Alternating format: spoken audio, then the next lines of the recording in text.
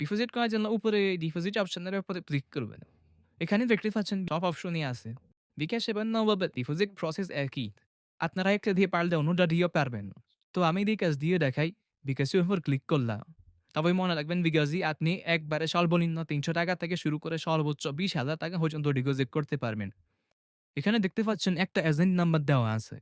সবসময় এখানে একটা এজেন্ট নাম্বার দেওয়া থাকবে। আপনারা সেই এজেন্ট নাম্বারটি কপি করে নিবেন।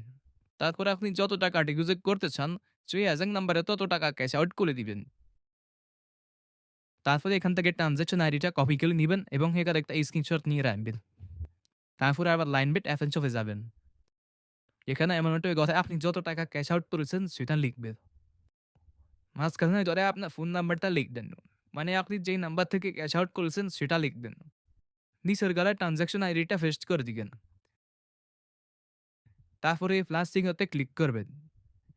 এরপর আপনার গ্যালারি থেকে বিকাশের সেই স্ক্রিনশটটা আপলোড করে দিবেন। তারপরে এখান থেকে কনফার্ম করে দিবেন।